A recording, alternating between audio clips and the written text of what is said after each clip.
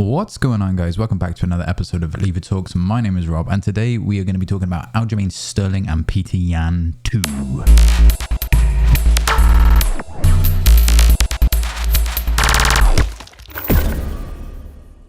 It's about Petr Yan and Aljamain Sterling. I don't know who's looking forward to this fight.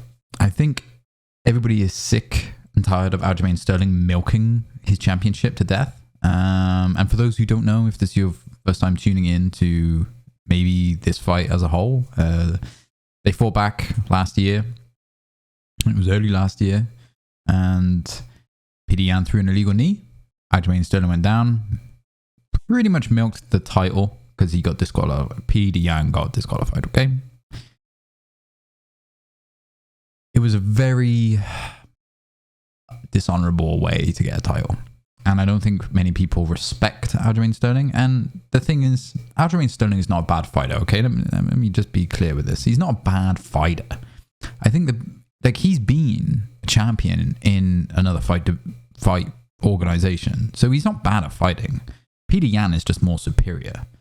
And the thing, I think, what is annoying everyone, and I know it bugs me a little bit, is Aljamain Sterling's very Twitter heavy.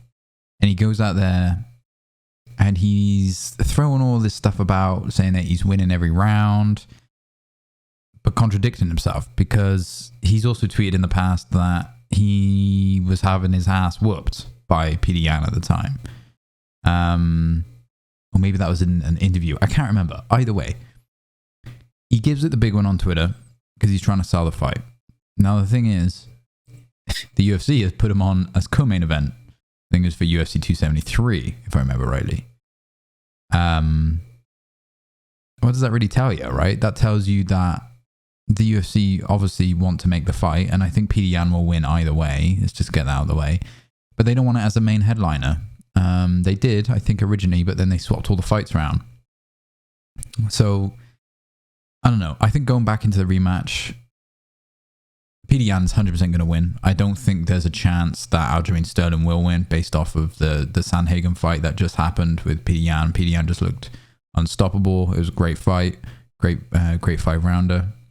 I just think Petr Yan's next level fighter when it comes to it. I think he's just going to dominate it as much as possible. I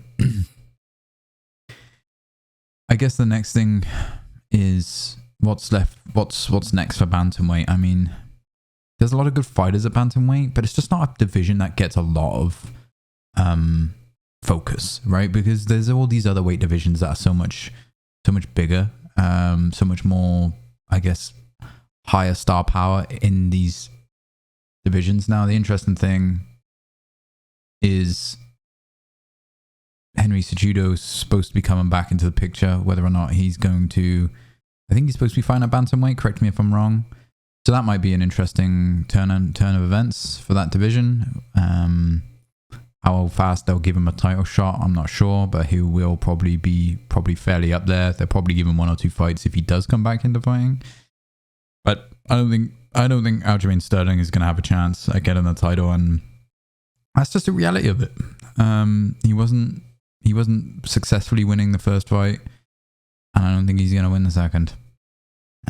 It's just not going to happen. Anyway, thanks for watching this episode of Leave It Talks. Let me know who you think is going to win the Aljamain Sterling Petr Yan fight, and I will be sure to leave you a response to your comments. So thanks for watching, and if you haven't already, hit that like, hit the subscribe, and hit that little bell that notifies you the next time I go live.